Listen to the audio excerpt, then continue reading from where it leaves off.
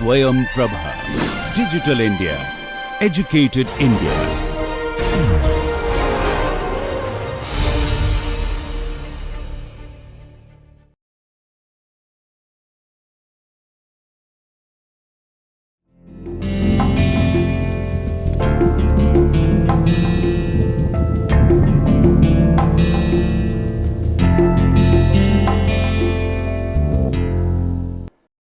नमस्कार, मैं श्रेष्ठ एक बार फिर से आप सभी का इस लेक्चर सीरीज़ में स्वागत करता हूं।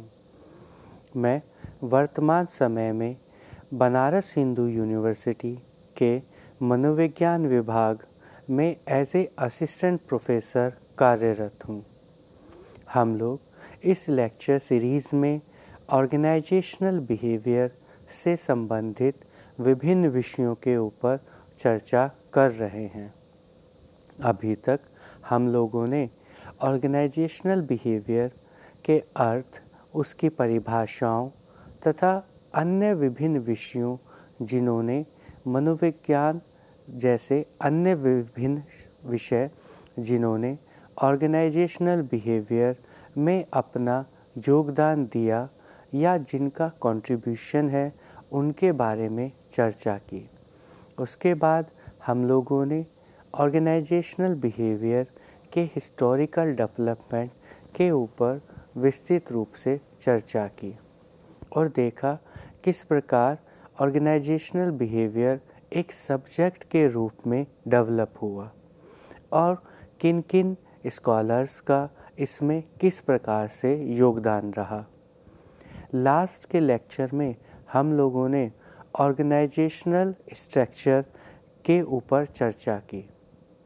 आज हम लोग उसी लेक्चर में ऑर्गेनाइजेशनल स्ट्रक्चर तथा वर्क बिहेवियर में वर्क डिज़ाइन के ऊपर चर्चा करेंगे। लास्ट लेक्चर में हम लोगों ने ऑर्गेनाइजेशनल स्ट्रक्चर के ऊपर विस्तृत रूप से चर्चा की। आज हम लोग उसी चर्चा को आगे बढ़ाते हुए वर्क डिज़ाइन के ऊपर चर्चा करेंगे। तो आज के इस लेक्चर में हम लोग देखेंगे कि किस प्रकार वर्क डिज़ाइन हमारे एम्प्लॉइज़ के बिहेवियर को प्रभावित करता है तथा किस प्रकार हमारा वर्क डिज़ाइन और हमारे एम्प्लॉइज़ का व्यवहार मिलकर हमारी ऑर्गेनाइजेशन में जो उसके ऑब्जेक्टिव्स हैं उनको फुलफ़िल करने में हेल्प करता है। तो आज हम लोग पहले यह जानने का प्रयास करेंगे कि वर्क डिज़ाइन किसे कहते हैं। तो सबसे पहले हम देखते हैं कि वर्क डिज़ाइन का अर्थ क्या है। तो यहाँ हम देख पा रहे हैं कि वर्क डिज़ाइन का अर्थ है किस प्रकार से जो वर्क है, जो हमें करना है, उससे जुड़ी हुई जिम्मेदारियाँ अर्थात रेस्पॉन्सिबिलिटीज़ जो उस वर्क को पूरा करने के लिए हमें दी गई हैं और उस वर्क से रिलेटेड कंटेंट्स जो उस वर्क में रिलेटेड डिफरेंट टास्क हैं जो हमें करने हैं, क्या रेस्पॉन्सिबिलिटीज़ हैं और उस टास्क को करने के लिए जो डिफरेंट फंक्शंस हमें फॉलो करने हैं और जो उस टास्क के डिफरेंट कंटेंट हैं वो किस तरीके से स्ट्रक्चर किए गए हैं और किस तरीके से ऑर्गेनाइज किए गए हैं। तो इस प्रकार से मैं यह कह सकता हूँ कि ये एक किस तरह का स्ट्रक्चर है, एक किस तरह का ऑर्गेनाइजेशन है जो यह निर्धारित करता है कि किस प्रकार के कार्य को, किस प्रकार की जिम्मेदारियों को मैं किस प्रकार से पूरा कर सकता हूँ।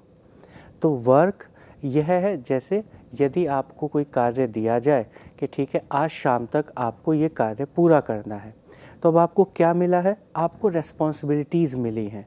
तो वो जो रेस्पॉन्सिबिलिटीज़ हैं वो आपको पता चली, उसके साथ साथ आपको ये बताया गया होगा कि इस वर्क को किस प्रकार से आपको कंप्लीट करना है।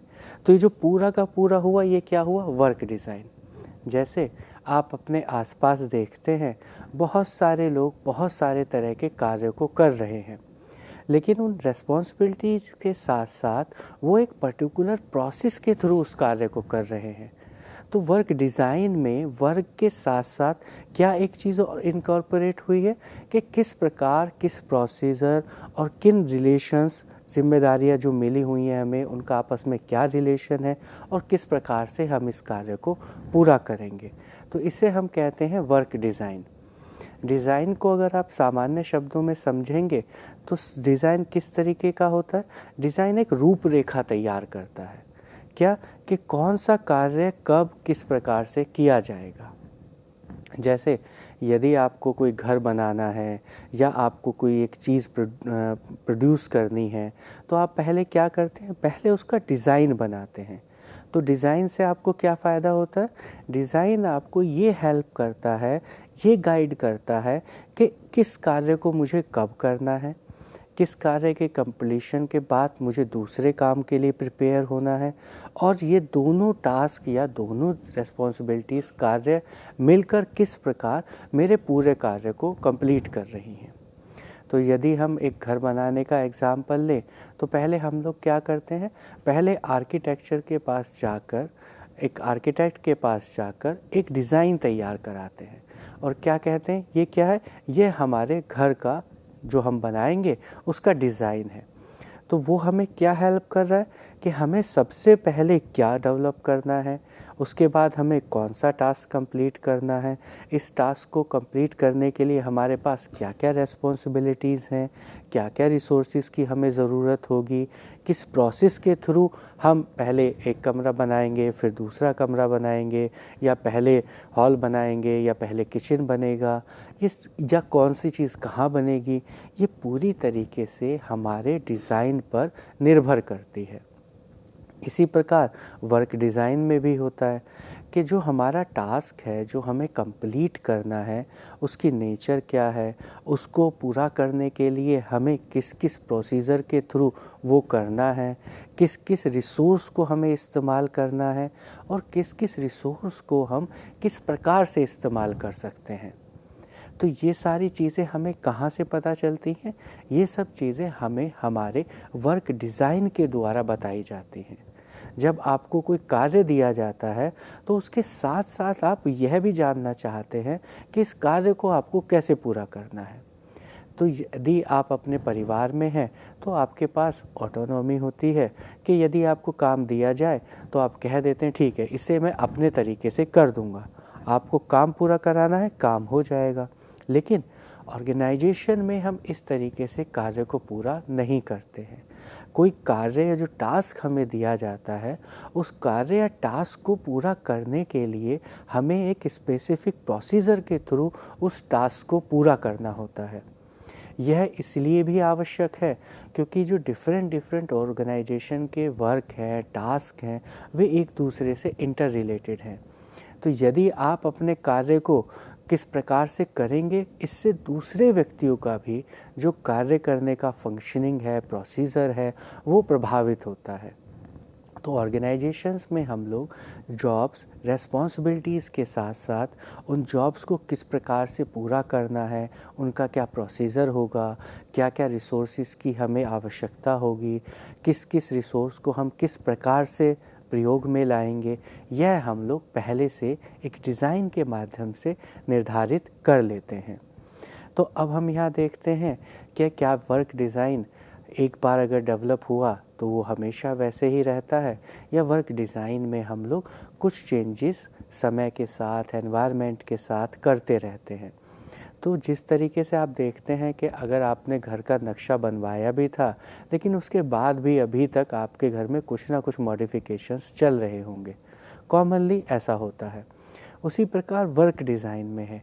ये वर्क डिज़ाइन हमेशा सतत रूप से कंटिन्यूस चलने वाली प्रोसेस है, क्योंकि जो वर्क है वो हमेशा होता रहेगा।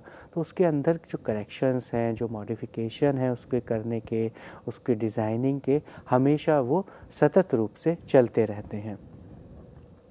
जिस तरीके से स्ट्रक्चर भी कंटिन्यूस प्रोसेस है, लेकिन उसे भी किस तरीके का बनाया जाता है, रिलेटिवली स्टेबल, ताकि जब हम उसे किसी को कन्वे करें, किसी को बताएं, या जब तक वो पर्टिकुलर टास्क कंप्लीट ना हो, हम एक तरह की प्रक्रिया से गुजरें।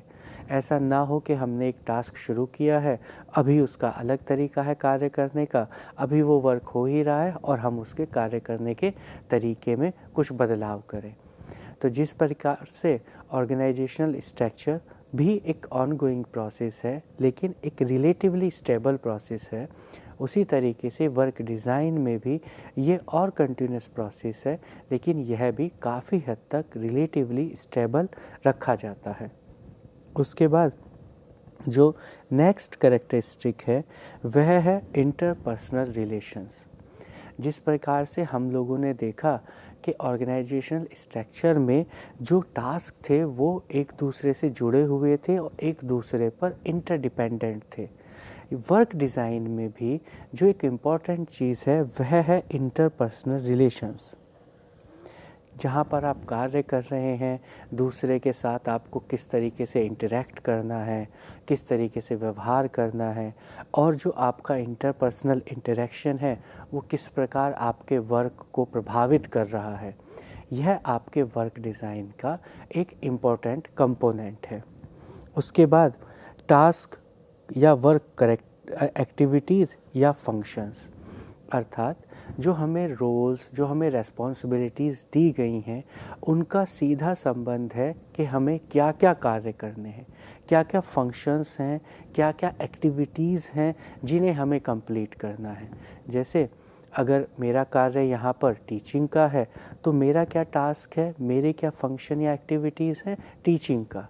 तो जब मेरा वर्क डिज़ाइन किया जाएगा तो इंटरपर्सनल रिलेशंस जो मेरे कार्य को प्रभावित कर रहे हैं, जिनके साथ मैं इंटरेक्ट कर रहा हूँ, उसके साथ साथ एक और जो महत्वपूर्ण कंपोनेंट है वो क्या है, वो एक्टिविटी जो मुझे उस रोल में रहकर कंप्लीट करनी है, टीचिंग कंप्लीट करनी है।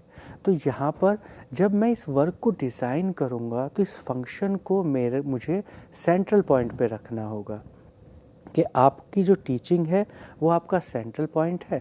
अब जो बाकी रिसोर्सेज हैं, बाकी कंपोनेंट हैं, उनको हम इसके अकॉर्डिंगली आगे डिज़ाइन करेंगे। तो टीचिंग मेरा फंक्शन हुआ, लेकिन टीचिंग अब मुझे कैसे करनी है, कब करनी है, किसको कब पढ़ाना है, ये सब क्या है, ये सब मेरे वर्क डिज़ाइन के एक कंपोनेंट के रूप में कार्य करते हैं। उसके बाद skills required for a job.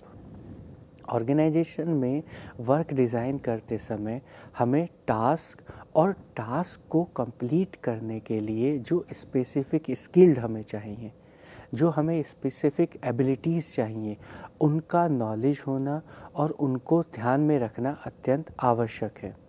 क्योंकि जिस प्रकार की स्किल्स होती हैं उसी प्रकार से हम अपनी वर्क को डिज़ाइन कर पाते हैं। यदि मेरा एक टास्क है, मुझे कंप्लीट करना है, फॉर एग्ज़ाम्पल टीचिंग का, तो अब टीचिंग को कंप्लीट करने के लिए कुछ स्पेसिफिक तरह की स्किल्स की आवश्यकता होगी। तो जब मैं अपना वर्क डिज़ाइन करूँगा, उसकी रूपरेखा तैयार करूँगा, तो उसका टास्क, उसके इंटरपर्सनल रिलेशनशिप का प्रभाव और उसके साथ साथ किन स्किल्स की मुझे ज़रूरत है इस टास्क को कंप्लीट करने के लिए, इन कंपोनेंट्स को रखते हुए मैं अपने पूरे के पूरे वर्क डिज़ाइन की या अपने कार्य की जो रूपरेखा है उसे प्रिपेयर करता हूँ। जैसा हम लोगों ने अभी डिस्कस किया, टास्क अर्थात वो जो कार्य है जो मुझे कंप्लीट करना है। तो यहाँ पर हम लोग यह देख पाए कि जो कार्य की जो डिज़ाइन है, जो स्पेसिफिक रूपरेखा है, उसे कौन कौन से कारक प्रभावित करते हैं, उसके कौन कौन से कंपोनेंट हैं और किस प्रकार ये सब मिलकर हमें हमारे वर्क को डिज़ाइन करने में हमारी हेल्प करते हैं। तो अब हम लोग इस स्लाइड के माध्यम से ये देखते हैं कि किस प्रकार वर्क डिज़ाइन को लिटरेचर में परिभाषित किया गया है तथा वर्क डिज़ाइन के कौन कौन से एसेंशियल या इम्पोर्टेंट कंपोनेंट हैं। तो हम यहाँ देख सकते हैं कि पार्कर ने 2014 में किस प्रकार से वर्क डिज़ाइन को परिभाषित किया। उन्होंने कहा कि वर्क डिज़ाइन किस चीज़ से डील कर रहा है, अर्थात किस चीज़ से इंटरेक्ट कर रहा है, किस चीज़ पर आधारित है। Content and organisation of work task, किसी व्यक्ति के जो वर्क टास्क हैं उसके कंटेंट से और उसकी ऑर्गेनाइजेशन से वो किस प्रकार से संगठित किए गए हैं। Task, activities, relationship and responsibilities. तो जिस प्रकार से हम लोगों ने अभी पहले डिस्कस किया था कि वर्क डिज़ाइन के लिए क्या क्या चीज़ें इम्पोर्टेंट हैं। वर्क टास्क, जो कार्य है स्वयं में, एक्टिविटीज़, उस कार्य को करने के लिए जो एक्टिविटीज़ इन्वॉल्व हैं, रिलेशनशिप, इन सब को, और रेस्पॉन्सिबिलिटीज़, इन सब को यदि मैं कंसीडर करते हुए ये डिसाइड करूं कि इस प्रकार से इस टास्क को कंप्लीट किया जाएगा, तो इसे मैं वर्क डिज़ाइन की परिभाषा के रूप में कंसीडर कर सकता हूं। अब हम लोग देखते हैं कि इसके कौन कौन से कंपोनेंट हैं। कंपोनेंट का क्या अर्थ है कि कहाँ कहाँ ये इसके अवयव हैं। तो वर्क डिज़ाइन में या किसी भी वर्क में कौन कौन से कंपोनेंट होते हैं। एक होता है उसका फिज़िकल कंपोनेंट। फिज़िकल कंपोनेंट का क्या अर्थ है कि वो जो वर्क है वो किस प्रकार की फिजियोलॉजिकल चेंजेस या फिजियोलॉजिकल एक्टिविटीज़ या उसका आपके फ़िज़िकल एक्टिविटीज़ पर, फिज़िकल हेल्थ पर क्या प्रभाव पड़ रहा है, या वो किस प्रकार की फ़िज़िकल एक्टिविटीज़ स्किल्स डिमांड कर रहा है। उसके बाद कॉग्निटिव, अर्थात उसके कौन कौन से कॉग्निटिव एस्पेक्ट्स हैं, वो किस किस तरह की intellectual, cognitive capacities, skills demand कर रहा है, तथा उसके कॉग्निटिव स्किल्स या कॉग्निटिव जो एस्पेक्ट हैं उस पर क्या प्रभाव पड़ रहा है।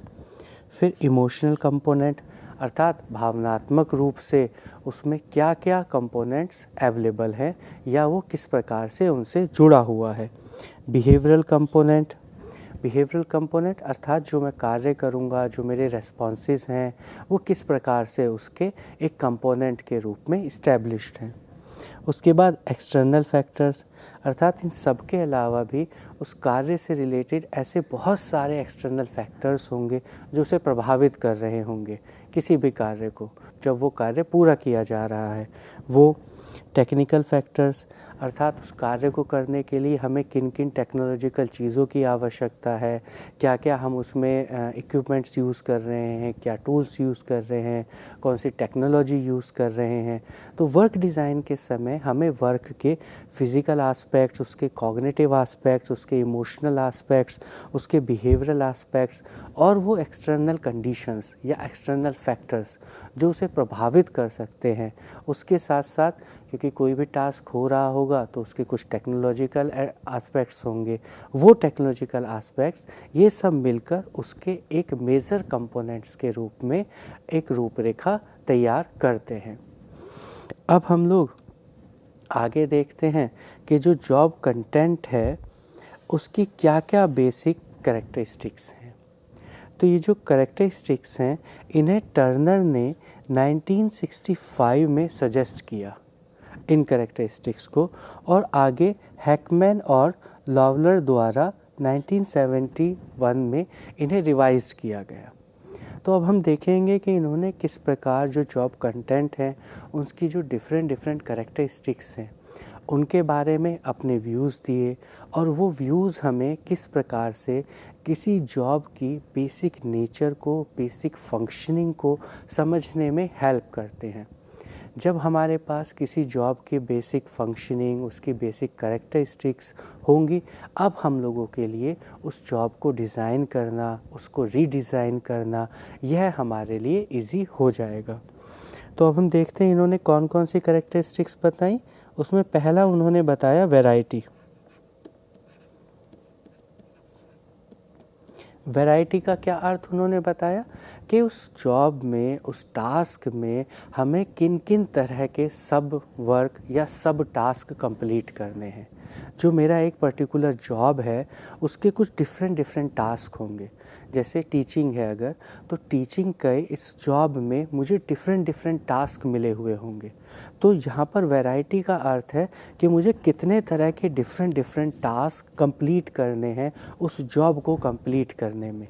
फॉर एग्ज़ाम्पल, अगर मेरी जॉब टीचिंग की है तो इससे जुड़े कई टास्क हैं, जैसे मुझे टीचिंग को पूरा करना है, मुझे क्लास प्रिपेयर करनी है, मुझे एग्ज़ामिनेशन ड्यूटीज़ करनी है, उससे रिलेटेड एडमिशन ड्यूटीज़ अगर मिल रही हैं तो वो पूरी करनी है।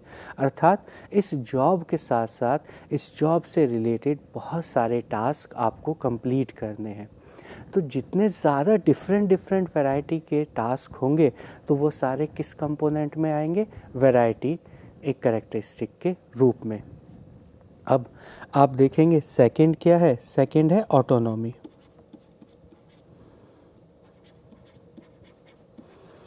ऑटोनॉमी का क्या अर्थ है?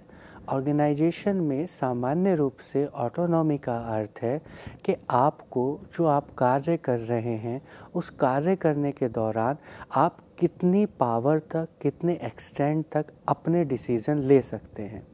जैसे यदि मेरा जॉब है इस समय टीचिंग का, तो यदि मुझे ये ऑटोनॉमी है कि मुझे ये कोर्स कंप्लीट करना है, लेकिन मैं अपने वर्क के शेड्यूल को चेंज कर सकता हूँ कि ठीक है, मैं 8 to 9 नहीं 9 to 10 ये काम पूरा करूँगा।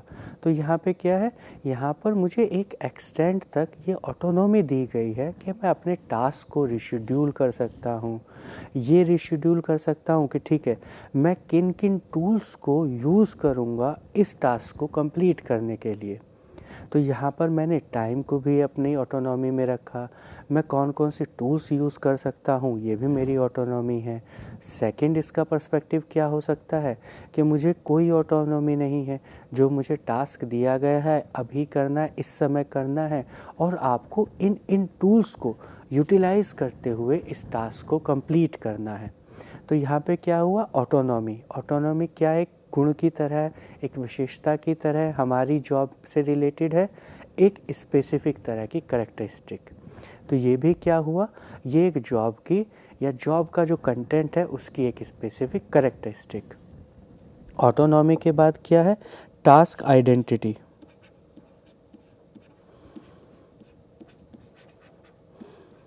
टास्क आइडेंटिटी का यहाँ पर अर्थ है कि जो टास्क आपको दिया गया है, क्या पूरे टास्क को आप ही कंप्लीट कर रहे हैं, और जो टास्क का रिज़ल्ट मिल रहा है उसके साथ आपका क्या आइडेंटिफिकेशन है।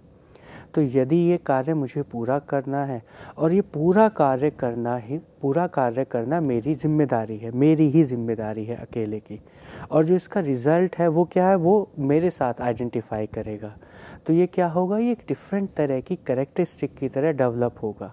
तो यदि मुझे माना ये पूरा कोर्स कंप्लीट करना है और ये पूरा कोर्स मुझे ही कंप्लीट करना है, और इस पूरे कोर्स का जो रिज़ल्ट होगा, जो भी आउटकम आएंगे, उसकी पूरी रेस्पॉन्सिबिलिटी किसकी? मेरी। पूरा आइडेंटिफिकेशन किसका? मेरा। तो ऐसी जगह आप बोलते हैं टास्क आइडेंटिटी। लेकिन यदि वो जो टास्क है उसको पूरा करने के लिए बहुत सारे लोग लगे हुए हैं, बहुत सारे लोग मिलकर उस कार्य को पूरा कर रहे हैं, तो जब वो टास्क कंप्लीट होगा तो जो उसके आउटकम्स होंगे वो क्या होंगे? वो सभी लोगों में डिस्ट्रीब्यूट होंगे। तो वो सिर्फ मेरी एक आइडेंटिटी की तरह डेवलप नहीं होगा। उसके बाद है फीडबैक।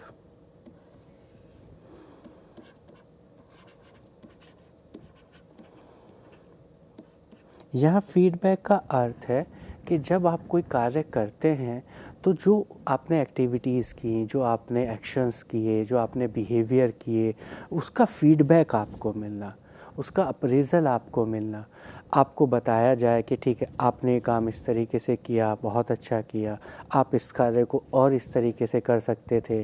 तो फीडबैक का यहाँ पर अर्थ है कि आपको जो आपका टास्क है, जो आपने कंप्लीट किया है, उसका जो फीडबैक लोगों की नज़रों में है, जो उसका इवैल्यूएशन है, जो अप्रेज़ल है, वो आप तक मिल रहा है। उसके बाद है डीलिंग विद अदर्स।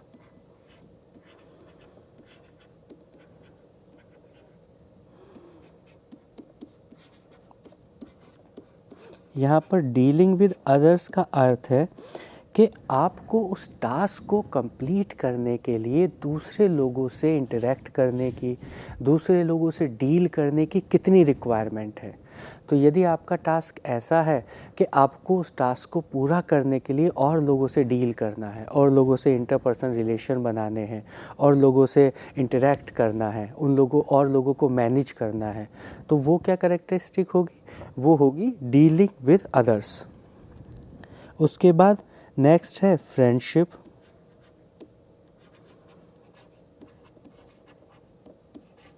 अपॉर्चुनिटीज़।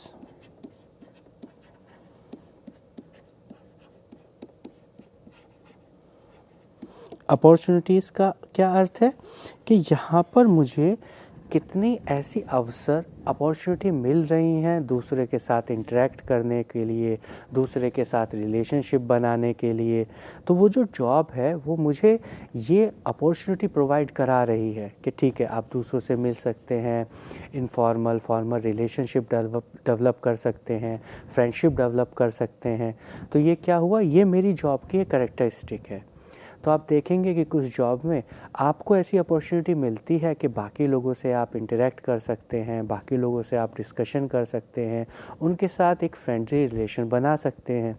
लेकिन कुछ जॉब कैसी होती हैं, उनकी कैरेक्टरिस्टिक्स, उन जॉब्स में आप दूसरों के साथ अपने रिलेशन नहीं डेवलप कर सकते, वो दूसरों के साथ इंटरेक्ट नहीं कर सकते, आपका वर्क जो है वो बहुत कॉन्फिडेंशियल है, आपको ऐसी जगह पर नहीं काम कर रहे हैं, आप अकेले आपको काम करना है, इंडिविजुअल टास्क वो कंप्लीट करना है। तो वहाँ क्या है, वो जॉब आपको एज ए जॉब ये अपॉर्चुनिटी प्रोवाइड नहीं कर रही है। कुछ जॉब्स कैसी होती हैं जो एज ए जॉब उनके अंदर ये कैरेक्टरिस्टिक ही होती है कि वो आपको इस तरह की अपॉर्चुनिटी प्रोवाइड करते हैं। तो यहाँ हमने देखा कि ये 6 ऐसे तरह की कैरेक्टरिस्टिक हैं जो उन जॉब के कंटेंट में ही निहित हैं, और उस जॉब को हम लोग इन कंटेंट्स के माध्यम से डिस्कस कर सकते हैं, या उस जॉब की जो कैरेक्टरिस्टिक है उसके माध्यम से इन्हें डिस्ट्रीब्यूट कर सकते हैं। बाद में हैकमैन और लॉवलर ने 1971 में ये जो पहली 4 कैरेक्टरिस्टिक है इनको क्लब करके ऐड करके एक डायमेंशन बनाया, या एक डायमेंशन की तरह इन्हें कहा, और उसे लेबल दिया कोर डायमेंशंस। तो उन्होंने इन 4 को एक जगह कर लिया और बाकी 2 को डिफरेंट। पहले 4 मिलके एक डायमेंशन की तरह उन्होंने इन्हें कोर डायमेंशन की तरह लेबल किया या इन्हें नाम दिया। अब हम लोग इस स्लाइड में जॉब कंटेंट की डिफरेंट कैरेक्टरिस्टिक्स को डिस्कस किए। अब हम लोग आगे बढ़ते हैं और देखते हैं कि वर्क डिज़ाइन के क्या क्या ऑब्जेक्टिव्स हैं, अर्थात हम क्यों वर्क डिज़ाइन कर रहे हैं, उससे हमें क्या फ़ायदा होगा, क्या हमें चाहिए। तो यहाँ पर हम देखते हैं कि जो वर्क डिज़ाइन के ऑब्जेक्टिव्स हैं उसमें पहला है ईज़ी टू अंडरस्टैंड, अर्थात जो वर्क डिज़ाइन है वो कैसा होना चाहिए, या हम उसे क्यों, हमारा क्या ऑब्जेक्टिव होना चाहिए किसी भी वर्क डिज़ाइन को बनाते हुए, उसकी रूपरेखा तैयार करते हुए, कि हम उस वर्क को इजीली दूसरे को समझा सकें जिसको हम ये रोल रेस्पॉन्सिबिलिटी दे रहे हैं, और वो इजीली इस वर्क को, इस टास्क को जो उसे कंप्लीट करना है आसानी से समझ सके, उसको अंडरस्टैंड करे, उसको कॉम्प्रिहेंड करे, और उस अंडरस्टैंडिंग और कॉम्प्रिहेंशन के बेसिस पर अपने उस टास्क को आगे कंप्लीट करें। नेक्स्ट क्या ऑब्जेक्टिव होता है इसका ऑब्जेक्टिव होता है क्लियर रेस्पॉन्सिबिलिटी, अर्थात जब हम वर्क डिज़ाइन कर रहे हैं तो हमें ये ध्यान रखना है या ये कंसिडरेशन में रखना है कि जो रेस्पॉन्सिबिलिटी हो वो क्लियरली डिफ़ाइन हो, क्लियरली मुझे पता हो कि मेरा टास्क क्या है, उस टास्क को कंप्लीट करने की मेरे ऊपर जो जिम्मेदारियां हैं वो क्या हैं। फॉर एग्ज़ाम्पल, अगर अभी एक टास्क पूरा करना है लेकिन मुझे ये नहीं पता है कि यहाँ मेरी क्या क्या रिस्पॉन्सिबिलिटीज़ हैं, इस ऑर्गेनाइजेशन में मुझे क्या क्या चीज़ें पूरी करनी है, तो क्या होगा, जब तक हमें ये क्लियर नहीं होगा कि आपकी ये रिस्पॉन्सिबिलिटीज़ हैं, तो यदि कोई टास्क पूरा नहीं हुआ तो अब कोई भी उस टास्क के अनसक्सेसफुल होने की रिस्पॉन्सिबिलिटी नहीं लेगा, या आप किसी को नहीं कह पाएंगे कि ये आपका टास्क था, आपकी ज़िम्मेदारी थी इसको पूरा करने की।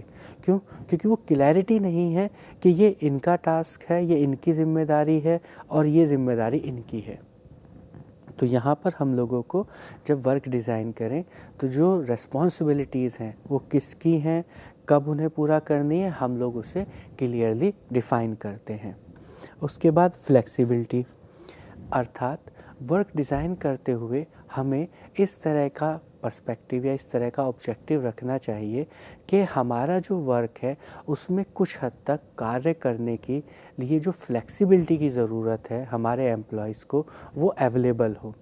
वो इतना स्ट्रक्चर, इतना रिजिड ना हो कि जो अगर उन्हें फ्लेक्सिबिलिटी चाहिए, कार्य किस प्रकार से करना है, उसमें कुछ स्कोप है कि हाँ ठीक है, हम इस कार्य को इस मूवमेंट के थ्रू या इसे एक नए तरीके से कर सकते हैं, तो वहाँ पर वो उन्हें अपॉर्चुनिटी ना मिले। यूटिलाइजेशन ऑफ स्किल्स बहुत इम्पोर्टेंट। क्यों? क्योंकि जो हमारे पास एम्प्लॉयज़ हैं उनके पास स्पेसिफिक स्किल है, और एज ए मैनेजर या एज ए एम्प्लॉयर आपका क्या काम है कि जो आपके एम्प्लॉयज़ हैं उनकी जो स्किल्स है उसे आप मैक्सिमम यूटिलाइज़ करें। क्योंकि आप उन्हें क्या कर रहे हैं, उनकी स्किल्स के बेसिस पर ही आपने उन्हें अपनी ऑर्गेनाइजेशन में सेलेक्ट किया है, और जो उन्हें रिम्यूनरेशन दे रहे हैं, जो सैलरी दे रहे हैं, वो क्यों दे रहे हैं? क्योंकि उनके पास वो स्किल्स हैं। तो जिस प्रकार से आप मार्केट में जाते हैं, किसी चीज़ को ख़रीदते हैं, तो आप क्या कोशिश करते हैं कि जितना आप पे कर रहे हैं उसके रेशो में आप मैक्सिमम चीज़ें लें। तो उसी प्रकार से ऑर्गेनाइजेशन में जब हम वर्क को डिज़ाइन करें तो हमारा पर्सपेक्टिव हो कि जो हमारे एम्प्लॉयज़ की स्किल्स हैं हम उन्हें मैक्सिमम यूटिलाइज़ करें। तो एज ए एम्प्लॉयर ये हमारे लिए बेनिफिशियरी है, ये एज ए एम्प्लॉय भी बेनिफिशियरी है। क्योंकि यदि आपके अंदर कोई स्किल है और आपके वर्क डिज़ाइन में आपके स्किल को यूटिलाइज़ नहीं किया जा रहा है, तो आपको क्या होगा? आपको भी फ्रस्ट्रेशन होगी। आपको लगेगा नहीं, ये मैं अभी और कर सकता हूँ, अभी मेरे अंदर एक और स्किल है, मैं उसको यूटिलाइज़ कर सकता हूँ। तो अगर आप उसे यूटिलाइज़ नहीं करेंगे तो आपको भी वो चीज़ें बहुत ज़्यादा अच्छी नहीं लगेंगी, आपके लिए भी वो एक प्रॉब्लम का कारण बनेंगी। तो किसी भी एम्प्लॉय की यूटिलाइजेशन, उसकी स्किल्स का प्रॉपर यूटिलाइजेशन, उसकी ऑर्गेनाइजेशन और उस एम्प्लॉय को as a employee, as a person, as a human being बहुत ही ज़्यादा आवश्यक है। अदरवाइज़ वो भी लैक ऑफ कॉन्फिडेंस फील करेगा, लैक ऑफ स्टीम फील करेगा, और ऑर्गेनाइजेशन को भी डायरेक्टली या इनडायरेक्टली उतना बेनिफिट नहीं होगा। उसके बाद रिड्यूस वर्क स्ट्रेस। जो नेक्स्ट ऑब्जेक्टिव है वर्क डिज़ाइन का वो क्या है कि हम टास्क को, वर्क को इस प्रकार से डिज़ाइन करें कि जो स्ट्रेस होने की पॉसिबिलिटी है वो कम होती चली जाए, रिड्यूस होती चली जाए। कोई टास्क होगा, कोई काम होगा, तो डेफिनेटली ऑर्गेनाइजेशन में ये बहुत ही प्रैक्टिकल है कि आपको स्ट्रेस होगा। कुछ ना कुछ काम करेंगे तो पॉसिबिलिटी है कि स्ट्रेस होगा, लेकिन हम क्या कर सकते हैं? हम अपने डिज़ाइन के थ्रू ये अपॉर्चुनिटी क्रिएट कर सकते हैं या इस तरह की कंडीशंस क्रिएट कर सकते हैं जिससे क्या हो, वर्क स्ट्रेस होने की पॉसिबिलिटी मिनिमाइज़ होती चली जाए। तो अब क्या होगा? अगर एम्प्लॉय को कार्य करने में स्ट्रेस नहीं होगा तो होगा क्या? उसकी जो परफॉर्मेंस है वो इंक्रीज़ होगी। तो आप देखिए, यदि आप किसी काम को स्ट्रेस में करते हैं, प्रेशर में करते हैं, टेंशन में करते हैं, तो वो काम क्या होता है? गलत होने की चांसेस ज़्यादा होते हैं, एरर्स होने के चांसेस ज़्यादा होते हैं, आपकी परफॉर्मेंस धीरे धीरे लो होती चली जाती है। लेकिन यदि आपका स्ट्रेस का लेवल कम हो, आपका स्ट्रेस का लेवल मैनेज हो, तो क्या होगा? अब आप उस कार्य को, उसी सेम कार्य को जब दोबारा करते हैं तो आपकी परफॉर्मेंस बेहतर होती चली जाती है। तो यहाँ पर हम लोग ये प्रयास करते हैं कि डिज़ाइन के माध्यम से हम लोग वर्क के द्वारा जो स्ट्रेस डेवलप हो रहा है या जो स्ट्रेस हो सकता है एम्प्लॉइज़ को, वो कम से कम हो। अपॉर्चुनिटी फॉर इनोवेशन, अर्थात हमारे वर्क डिज़ाइन में इस प्रकार की पॉसिबिलिटी हो कि हम नए नए इनोवेटिव तरीके को इनकॉर्पोरेट कर सकें, नए नए तरीक़ों को ईजाद कर सकें। हमारा वर्क डिज़ाइन इस तरह की पॉसिबिलिटीज़ को हमेशा पुश करे कि आप नए इनोवेटिव वेज से इन कार्य को और पूरा कर सकते हैं। तो इनोवेशन की पॉसिबिलिटीज़ को हमेशा अपने वर्क डिज़ाइन में स्पेस दिया जाना चाहिए। उसके बाद ऑर्गेनाइजेशनल इफ़ेक्टिवनेस। हम ऑर्गेनाइजेशन में या ऑर्गेनाइजेशनल बिहेवियर में ये जितने भी कॉन्सेप्ट अभी तक हमने डिस्कस किए हैं या आगे के लेक्चर्स में भी हम लोग डिस्कस करेंगे, तो आप देखेंगे कि इन सब का जो एक मेन पर्सपेक्टिव है, मेन आइडिया है, वो है कि इन सभी नॉलेज से, इन सभी इंफॉर्मेशन से हम लोग क्या करें, हम अपनी ऑर्गेनाइजेशन की जो इफ़ेक्टिवनेस है उसे बढ़ाने का प्रयास कर रहे हैं। क्योंकि हमारा पर्पस ये है कि हमारी ऑर्गेनाइजेशन इफ़ेक्टिवली परफॉर्म करे, जिससे उसको भी बेनिफिट हो, और यदि हमारी ऑर्गेनाइजेशन इफ़ेक्टिवली परफॉर्म करेगी तो उससे हमारे एम्प्लॉयज़ के जो नीड्स हैं, जो डिमांड्स हैं, वो भी प्रोपोर्शनली उसी तरीके से इफ़ेक्टिवली कंप्लीट होंगे। तो हम अपने और वर्क के डिज़ाइन का इस ऑब्जेक्टिव के साथ डिज़ाइन करते हैं कि ये एक पार्ट बने, कंट्रीब्यूट करे। किस चीज़ में कंट्रीब्यूट करे? हमारी ऑर्गेनाइजेशन के ओवरऑल इफ़ेक्टिवनेस में ये अपना एक स्पेसिफिक कंट्रीब्यूशन दे। तो यहाँ हम लोगों ने देखा कि वर्क डिज़ाइन के क्या क्या मेजर ऑब्जेक्टिव्स हैं। अब हम लोग देखते हैं कि आगे और कौन कौन से ऐसे वर्क डिज़ाइन के इम्पोर्टेंट एस्पेक्ट्स हैं जिनके बारे में हमारे लिए जानना आवश्यक है। तो यहाँ पर हम लोग देखते हैं, जो पहला है वह है जॉब रेंज। जॉब रेंज का क्या अर्थ हुआ? जॉब रेंज का अर्थ हुआ कि यहाँ पर कितने नंबर ऑफ टास्क किसी एक एम्प्लॉय को पूरे करने हैं। अर्थात एक एम्प्लॉय है हमारे पास और उस एम्प्लॉय को कितने नंबर ऑफ टास्क कंप्लीट करने हैं, तो ये क्या होगा? ये उसकी जॉब की रेंज कहलाएगी। जैसे अगर मुझे as a employee, as a teacher 10 task पूरे कंप्लीट करने हैं, तो मेरे इस जॉब की क्या रेंज हुई? 10।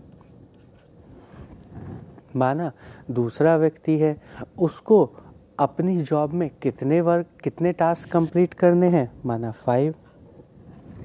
तो यहाँ पे क्या हुआ? ये जो जॉब रेंज है ये किसकी हाई हुई? जिसको 10 टास्क कंप्लीट करने हैं। तो इस माध्यम से हम लोग क्या समझ सकते हैं कि कितने नंबर ऑफ टास्क हैं, ये यह निर्धारित करेंगे कि मेरी जॉब की क्या रेंज है। तो कुछ जॉब्स में क्या पॉसिबिलिटी होती है कि आपको बहुत सारे टास्क कंप्लीट करने होते हैं।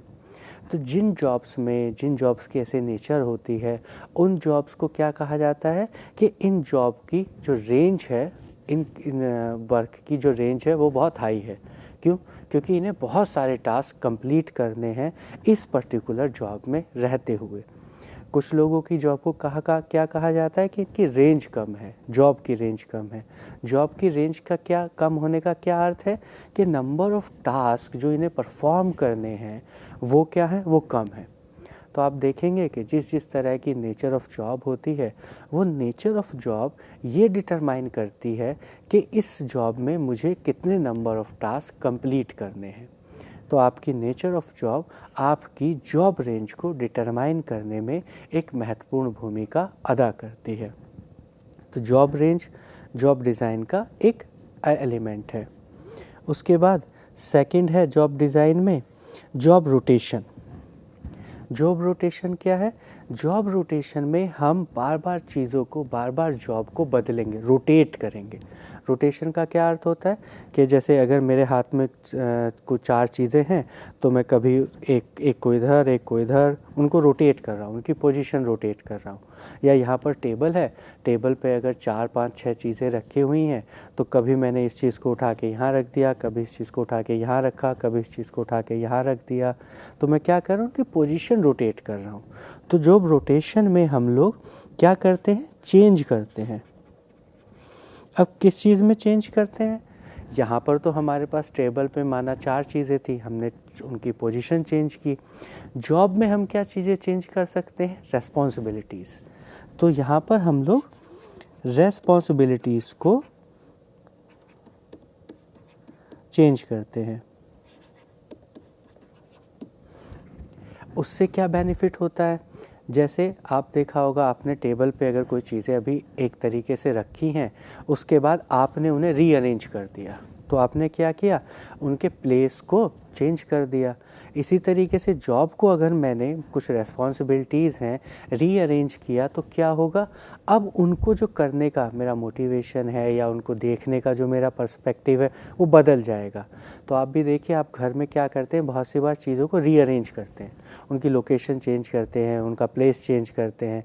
किस पर्सपेक्टिव से चेंज करते हैं कि बहुत दिन हो गए हैं इसको यहीं रखे हुए, ये यहीं पर है, सब यहीं, बोर जैसा फील हो रहा है, नहीं बहुत दिन से इसे देख रहे हैं। तो फिर क्या किया आपने, उनकी पोजीशन चेंज कर दी, तो उसे क्या किया, नहीं अब अच्छा लग रहा है। इसी तरीके से जॉब में, तो यदि मैं लगातार एक ही काम को बार बार कर रहा हूँ, दूसरा व्यक्ति भी किसी एक काम को बार बार कर रहा है, तो लगातार उस कार्य को करते करते करते मुझे उस चीज़ को लेके बोर्डम, स्ट्रेस जैसा फील होता है।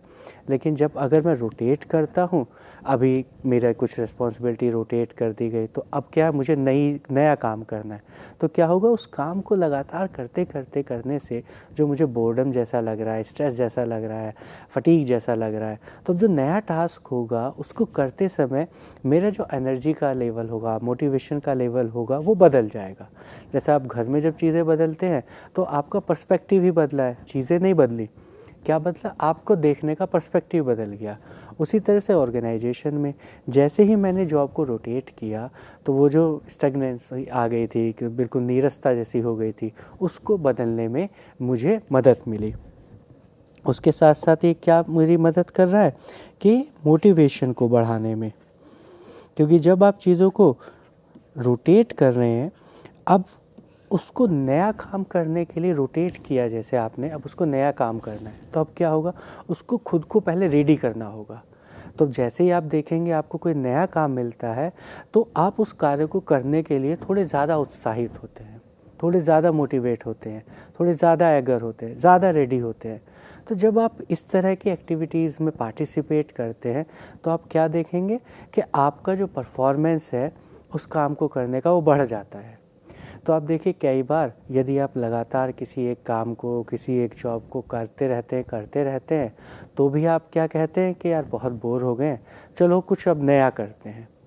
नया करने से क्या, अब हमने थोड़ी देर ये काम किया, उसके बाद दोबारा जब हम अपने काम पे भी आते हैं, तो भी हमें चेंज फील होता है। तो इस चेंज के, रोटेशन के माध्यम से मैं अपने एम्प्लॉइज़ का मोटिवेशन, उनका लर्निंग का पर्सपेक्टिव और उनका स्ट्रेस, उनका बोर्डम, ये सब क्या कर सकता हूँ, इसको रिड्यूस कर सकता हूँ। तो यहाँ हमने देखा कि जॉब रोटेशन हम किसे कहते हैं, जॉब रोटेशन के माध्यम से हम लोग किस प्रकार से अपने वर्क को रीडिज़ाइन कर सकते हैं और अपने एम्प्लॉइज़ की परफॉर्मेंस को प्रभावित कर सकते हैं। जॉब रोटेशन के बाद जो नेक्स्ट है वो है जॉब इनलार्जमेंट।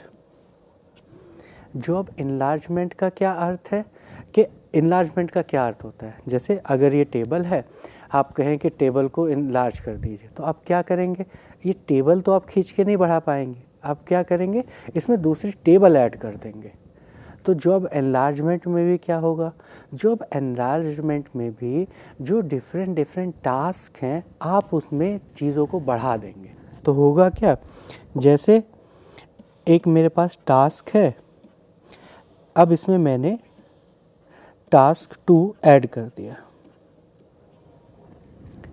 तो होगा क्या, अभी तक मेरी एक रिस्पॉन्सिबिलिटी थी, एक टास्क था, अब मैंने इसमें टास्क 2 ऐड कर दिया, तो क्या हुआ, मेरी जॉब और इनलार्ज हो गई। अब इससे क्या बेनिफिट होगा, इससे जो बेनिफिट होगा वो ये होगा कि मुझे सेंस ऑफ रिस्पॉन्सिबिलिटी भी होगी, और क्या बेनिफिट होगा, मुझे नई चीज़ें लर्न करने की अपॉर्चुनिटी मिलेगी। जैसे अभी अगर फॉर एग्ज़ाम्पल हम एक कार्य में लगे हुए हैं, अब हमें उस कार्य को करते करते, उस टास्क को करते करते एक और टास्क दे दिया जाए, तो होगा क्या, अगर वो टास्क उसी के जैसा है, कॉमन है, और वो जो टास्क मुझे नया मिला है, उस टास्क से जो मुझे लर्निंग हो रही है वो मुझे मेरे पहले वाले टास्क में भी काम करने में मेरी हेल्प कर रही है, तो होगा क्या, इस जॉब एनलार्जमेंट से मेरी परफॉर्मेंस लो नहीं होगी, होगा क्या, इससे मेरी जो परफॉर्मेंस है वो और बढ़ने की संभावना अधिक हो जाएगी। तो देखिए, जैसे रेंज में था, रेंज में क्या, कितने नंबर ऑफ टास्क आपको कंप्लीट करने हैं, उसी प्रकार यहाँ पे एनलार्जमेंट में भी मैंने नंबर ऑफ टास्क बढ़ाए, लेकिन एनलार्जमेंट के कॉन्सेप्ट को इंट्रोड्यूस, ऑप्शनलाइज करते समय हमें बहुत सावधानी पूर्वक इस कॉन्सेप्ट को यूज़ करना होता है। जैसे यदि अगर मैं कोई एक टास्क कर रहा हूँ और जो मुझे दूसरा टास्क दे दिया जाए वो मेरे पहले वाले टास्क से मैच नहीं कर रहा हूँ, अलग हो, तो क्या होगा, अब मेरे लिए डिफ़िकल्टी होगी कि इस टास्क से दूसरे टास्क पे मूव करने के लिए। अब मुझे दोनों टास्क करने हैं, लेकिन अगर वो जो टास्क हैं एक दूसरे से मिलते जुलते हैं, जैसे टीचिंग में पढ़ना, पढ़ाना, रिसर्च करना, रिसर्च पेपर लिखना, क्वेश्चन पेपर बनाना, क्वेश्चन पेपर का इवैल्यूएशन करना, ये सारे टास्क क्या हैं, एक दूसरे से जुड़े हुए हैं। तो ऐसा नहीं है कि अगर आप एग्ज़ामिनेशन ड्यूटीज़ में हैं या आप एडमिशन ड्यूटी में हैं, आप इवैल्यूएशन ड्यूटी में हैं, तो वो आपकी जॉब को बहुत नेगेटिवली हार्म कर रहा है। वहाँ से भी आप चीज़ें लर्न कर रहे हैं। जब आप कॉपी का इवैल्यूएशन कर रहे हैं तो हो क्या रहा है, अब आपको समझ में आ रहा है कि आपको अपनी टीचिंग में और क्या क्या चीज़ें इम्प्रूव करनी चाहिए, क्योंकि इवैल्यूएशन में आपको पता चल रहा है कि स्टूडेंट्स की कैसी परफॉर्मेंस है, वो किस तरह के आउटपुट दे रहा है। इसी तरीके से रिसर्च, यदि आप टीचिंग कर रहे हैं तो इसी के साथ साथ आप अगर रिसर्च में भी इन्वॉल्व हैं, तो ऐसा नहीं है कि आपके रिसर्च आपकी टीचिंग को बहुत ज़्यादा हार्म करेगी।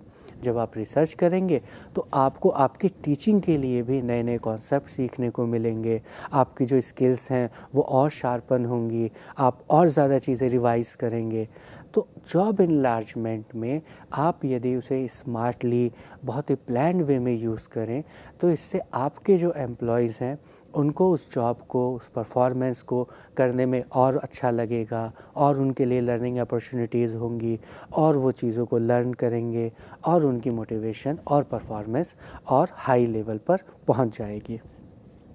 तो यहाँ हम लोगों ने जॉब इनलार्जमेंट के इस कॉन्सेप्ट को इन उदाहरण या इन एग्जाम्पल्स के माध्यम से समझा।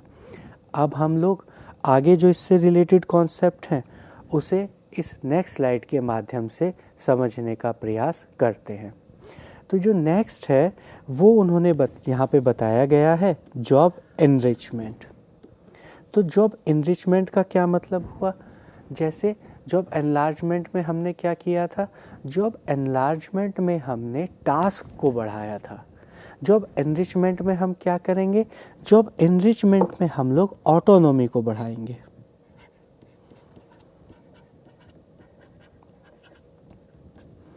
आप किसी से कहते हैं कि हम तुम्हें एनरिच कर रहे हैं, या आप रिच हो गए, खूब रिच हो गए, तो आप देखेंगे कि उससे आपको सबसे ज़्यादा क्या मिला, आपको क्या मिला, फ्रीडम मिली। जैसे मैं कहूँ कि हाँ मैं बहुत रिच हूँ, तो अब क्या है, मुझे कुछ ख़रीदना है तो मेरे पास फ्रीडम है, मैं ख़रीद लूँगा क्योंकि मेरे पास पैसे हैं। आप बहुत ज़्यादा एनरिच हैं, बहुत ज़्यादा पावरफुल हैं, तो क्या है, मुझे करना है, ठीक है, मेरी ऑटोनॉमी है, मैंने कर लिया, मुझे फ्रीडम है, कर लिया। इसी तरीके से ऑर्गेनाइजेशन में भी आप अपने एम्प्लॉयज़ को कैसे एनरिच कर सकते हैं, आप उनको एनरिच कर सकते हैं उनको ऑटोनॉमी देके, कि ठीक है, आपको लगता है कि आपको ये ऑटोनॉमी, ये फ्रीडम है, इस टास्क को आप इस तरीके से अच्छे से कर सकते हैं, ठीक है, आप एनरिच हो, आपको हम एनरिच कर रहे हैं, आप इस टास्क को इस तरीके से कर लीजिए। तो और कैसे इनरिच कर सकते हैं? ठीक है, आपको लग रहा है कि आप इसे और नए इस इनोवेटिव तरीके से इस टास्क को अच्छे से कर सकते हैं। ओके, तो यहाँ पर मैंने क्या किया, मैंने अपने एम्प्लॉयज़ को इन एक्टिविटीज़ को, इन टूल्स को सेलेक्ट करने का, यूज़ करने का क्या दिया? ऑटोनॉमी दी। इससे उसे क्या बेनिफिट होता है? इससे उन्हें ग्रोथ नीड, हम सभी के अंदर एक नीड होती है जिसे हम कहते हैं ग्रोथ, मतलब बढ़ने की नीड। तो जब आप किसी को ऑटोनॉमी देते हैं तो क्या होता है, उसकी ग्रोथ नीड फुलफ़िल होती है। हम सभी को लगता है कि नहीं ठीक है, हाँ हम और अच्छा कर सकते हैं, हमें और बढ़ने की ज़रूरत है। लेकिन यदि मैं हर चीज़ के ऊपर एक बाउंड्रीज़ क्रिएट करूं कि नहीं ठीक है अभी ऐसा बिल्कुल सेट, तो क्या होगा, मैं आपकी ग्रोथ को कहीं ना कहीं एक रोकने जैसा पर्सपेक्टिव क्लियर कर रहा हूँ, नहीं रोकने जैसा पर्सपेक्टिव बनाने का प्रयास कर रहा हूँ। लेकिन जहाँ मैं आपको स्कोप देता हूँ, जैसे आप देखेंगे पेड़ है, पेड़ का आप शेप कैसे देते हो, उसके चारों तरफ ऐसा बाउंड्री जैसा बना देते हैं, तो क्या होता है, पेड़ उसी शेप में अपना डेवलपमेंट करने लगता है। लेकिन अगर वो बाउंड्रीज ना हो तो क्या करेगा, वो पेड़ किस तरह से शेप लेगा, वो जैसा चाहता है शेप लेता है। तो आप देखेंगे कि जो शहरों में या जहाँ गार्डन लगे होते हैं वहाँ पे पेड़ एक स्पेसिफिक शेप में काट काट के या उन्हें ऐसे बाउंड्री बना के छोड़ दिया जाता है, तो वो पेड़ अब उसी शेप में, उसी बाउंड्रीज़ में अपना डेवलपमेंट कर रहे हैं। लेकिन अगर उन्हें ऑटोनॉमी हो, फ्रीडम हो, छोड़ दिया जाए, तो आप देखेंगे कि वो बहुत बड़े पेड़ के रूप में बिल्कुल विकसित हो जाते हैं। तो यहाँ इनरिचमेंट में भी ऑर्गेनाइजेशन में, हालांकि ऑर्गेनाइजेशन में आप किसी को भी पूरी फ्रीडम नहीं दे सकते, क्योंकि यहाँ टास्क है, इंटरडिपेंडेंट हैं, एक दूसरे के टास्क मिलकर एक कंप्लीट कर रहे हैं किसी एक बड़े टास्क को।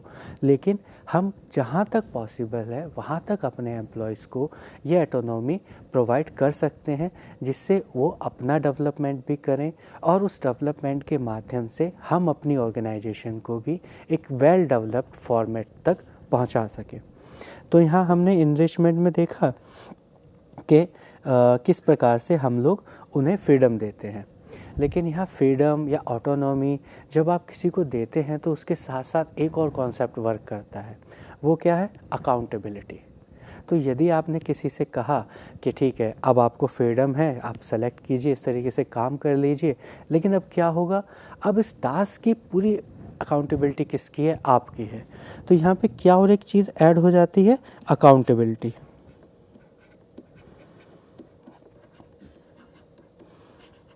अकाउंटेबिलिटी से क्या फ़ायदा होता है, अकाउंटेबिलिटी से इंडिविजुअल के अंदर सेंस ऑफ रेस्पॉन्सिबिलिटी भी डेवलप होती है। तो आप देखिए, अगर आप बच्चे को भी बना दिए जाएं कि देखो इस चीज़ के तुम अकाउंटेबल हो, अब जो होगा तुम्हें बताना है, तो क्या होगा, वो बच्चा अपनी रिस्पॉन्सिबिलिटीज़ को समझते हुए उस चीज़ को यूटिलाइज़ करता है, तो उससे उसके अपना भी डेवलपमेंट होता है। इसी तरीके से एम्प्लॉयज़ का, अगर आप उसी को अकाउंटेबल बनाएंगे तो क्या होगा, वो बहुत ही सोच समझ के अपनी पूरी नॉलेज को यूज़ करते हुए उस टास्क को कंप्लीट करेगा। इसके साथ साथ आगे क्या होगा, यहाँ पर क्योंकि ऑटोनॉमी है तो अब उसके पास रिसोर्सेज को, टाइम को जो यूटिलाइज़ करने की पॉसिबिलिटी है उसके पास वो ज़्यादा है। जॉब फ्लेक्सिबिलिटी, जॉब फ्लेक्सिबिलिटी का क्या अर्थ है, फ्लेक्सिबिलिटी के उसको हम लोग दो चीज़ों में समझ सकते हैं, एक है अरेंजमेंट, दूसरा है टाइम। अर्थात कि जो हम काम कर रहे हैं उसका जो अरेंजमेंट है, किस अरेंजमेंट में काम कर रहे हैं उसको, और टाइम को हम अपने अनुसार बदलने की हमारे पास फ्रीडम है, उसे हम बोलते हैं, या फ्रीडम नहीं फ्लेक्सिबिलिटी है, उसे हम बोलते हैं जॉब फ्लेक्सिबिलिटी। नेक्स्ट है जॉब शेयरिंग। जॉब शेयरिंग का क्या अर्थ होता है, जहाँ पर दो या दो से ज़्यादा लोग मिलकर एक टास्क की रेस्पॉन्सिबिलिटी ले लेते हैं। क्या करेंगे, हम शेयर करेंगे इस टास्क को, हम दोनों मिलकर इस टास्क को कंप्लीट करेंगे, और जो ये टास्क कंप्लीट हुआ है इसके जो आउटकम्स होंगे उसे भी हम लोग शेयर करेंगे। जैसे आप देखेंगे कि रिसर्च पेपर वगैरह, उसमें आप देखेंगे दो या दो से ज़्यादा लोग मिलकर ये शेयर कर लेते हैं, ठीक है ओके इस पेपर को हम लिखेंगे, और उसके बाद जो उस पेपर का पब्लिकेशन है या जो उसके आउटकम्स हैं उसे क्या करते हैं, उसे भी वो शेयर करते हैं। तो यहाँ पर क्या किया था, अगर रिसर्च पेपर वो पब्लिश करना मेरी जॉब है तो मैंने दो लोगों ने मिलकर उस जॉब को शेयर कर लिया। तो अब हम लोग इन कॉन्सेप्ट्स को समझने के बाद जो नया कॉन्सेप्ट है उसे कह रहे हैं वर्क लाइफ बैलेंस। क्योंकि हम लोग यहाँ पर जो भी डिस्कशन कर रहे हैं वर्क डिज़ाइन का, उसके एक आउटकम के रूप में हम बहुत ज़रूरी मानते हैं work life balance. Work life balance का क्या अर्थ है कि जो मेरा काम की जिम्मेदारी है और जो मेरी फैमिली की जिम्मेदारी है, उनके बीच में एक संतुलन, एक बैलेंस है या नहीं है। होता क्या है, कई बार मेरी वर्क की जिम्मेदारी इतनी ज़्यादा हो जाती है कि मेरी फैमिली की जो रेस्पॉन्सिबिलिटीज़ हैं उन्हें मैं पूरी नहीं कर पाता। तो होगा क्या, मेरा कॉन्फ्लिक्ट होगा किस किस के बीच में, मेरी वर्क रिलेटेड रेस्पॉन्सिबिलिटीज़ और मेरी पर्सनल रेस्पॉन्सिबिलिटीज़ के। या कई बार क्या होता है, मेरी पर्सनल रेस्पॉन्सिबिलिटीज़ इतनी ज़्यादा हैं कि उनके प्रेशर में, उनके स्ट्रेस में मैं अपनी वर्क रिलेटेड रेस्पॉन्सिबिलिटीज़ को पूरा नहीं कर पा रहा हूँ। अभी भी क्या होगा, अभी फिर स्ट्रेस होगा, कॉन्फ्लिक्ट होगा। अब किन के बीच में हो रहा है, अब वर्क रेस्पॉन्सिबिलिटी, फैमिली रेस्पॉन्सिबिलिटीज़ के बीच में हो रहा है। तो हम देखते हैं कि हमारी जो लाइफ है वो दो ही चीज़ों के बीच में बटी रह जाती है, एक हमारी वर्क और एक हमारी लाइफ। और हमारे पास वर्क की कुछ रेस्पॉन्सिबिलिटीज़ होती हैं, लाइफ की कुछ रेस्पॉन्सिबिलिटीज़ होती हैं, और वो व्यक्ति सेटिस्फाइड, स्ट्रेस फ्री होता है जो इनमें रेस्पॉन्सिबिलिटीज़ में बैलेंस बना ले। लेकिन यदि कोई भी एक ज़्यादा हो जाए, माना ये इंक्रीज़ हो जाए इतनी ज़्यादा कि अब ये इन्फ्लुएंस करने लगे इन रेस्पॉन्सिबिलिटीज़ को, तो अब क्या होगा, मिसमैच होगा, कॉन्फ्लिक्ट होगा, स्ट्रेस होगा। या दूसरे में वर्क की इतनी ज़्यादा हो जाए कि वो इन्हें प्रभावित करने लगे। तो दोनों कंडीशन में हमारे एम्प्लॉयज़ के ऊपर निगेटिवली इफ़ेक्ट होगा। तो दोनों कंडीशन में अगर निगेटिवली इफ़ेक्ट हो रहा है तो क्या होगा, एट द एंड मेरी ऑर्गेनाइजेशन को हार्म हो रहा है। क्यों, मेरे अगर एम्प्लॉयज़ की परफॉर्मेंस बिलो स्टैंडर्ड हुई तो क्या होगा, उन्हीं की परफॉर्मेंस से कंबाइंड रूप में मेरी ऑर्गेनाइजेशन की परफॉर्मेंस है। तो अगर उनका स्टैंडर्ड गिरा, उनकी स्ट्रेस लेवल ज़्यादा हाई हुआ, उनकी परफॉर्मेंस कम हुई, तो बाई टेक्निकली ही मेरी परफॉर्मेंस की, मेरी ऑर्गेनाइजेशन की जो परफॉर्मेंस है वो भी लो होती चली जाएगी। परफॉर्मेंस की, ऑर्गेनाइजेशन की परफॉर्मेंस है ही क्या, वो कलेक्टिव है। किसकी, मेरे एम्प्लॉयज़ की। कलेक्टिवली एम्प्लॉयज़ की कम हो गई तो ऑर्गेनाइजेशन की बाय डिफ़ॉल्ट कम हो जाएगी। तो इसीलिए as a employer, as a manager हमें किस चीज़ पे फोकस करना चाहिए कि हम अपने वर्क को, अपने वर्क डिज़ाइन को, ऑर्गेनाइजेशन के स्ट्रक्चर को इस तरीके से डिज़ाइन करें, इस तरीके से उसको प्लान करें कि हमारे जो एम्प्लॉयज़ हैं उनका वर्क लाइफ बैलेंस मेंटेन रहे और उनका स्ट्रेस लेवल कम हो, ताकि वो हमारी ऑर्गेनाइजेशन में बहुत अच्छे से परफॉर्म करें। अब हम लोग देखते हैं कि वर्क डिज़ाइन के क्या क्या आउटकम पॉसिबल हो सकते हैं। तो उसमें हम पहला देखते हैं जॉब सेटिस्फेक्शन। अर्थात यदि हमारा जो वर्क है उसे हमने प्रॉपरली डिज़ाइन किया है, उसकी कैरेक्टरिस्टिक्स को समझकर उसे अप्रोप्रिएटली डिज़ाइन किया है, तो वो किसका क्या रिज़ल्ट देगा, हमारे एम्प्लॉयज़ का जो सेटिस्फेक्शन है, जॉब सेटिस्फेक्शन, उसको इंक्रीज़ करेगा। मोटिवेशन, जैसा हमने देखा था अभी कि जब हम जॉब रोटेशन कर रहे हैं, जॉब एनलार्जमेंट कर रहे हैं, तो उससे क्या पॉसिबिलिटी हो रही है, हमारी जो मोटिवेशन है उसके लेवल में चेंजेस आ रहे हैं। तो वर्क डिज़ाइन के माध्यम से हम लोग क्या पा सकते हैं, हम लोग एम्प्लॉयज़ के मोटिवेशन के स्टैंडर्ड को, मोटिवेशन के लेवल को इम्प्रूव कर सकते हैं। वर्क परफॉर्मेंस, हमारा वर्क डिज़ाइन डायरेक्टली किससे रिलेटेड है, हमारे वर्क परफॉर्मेंस से। हमारा वर्क परफॉर्मेंस किस पर निर्धारित हो रहा है, एम्प्लॉयज़ की स्किल्स पर और वर्क डिज़ाइन पर।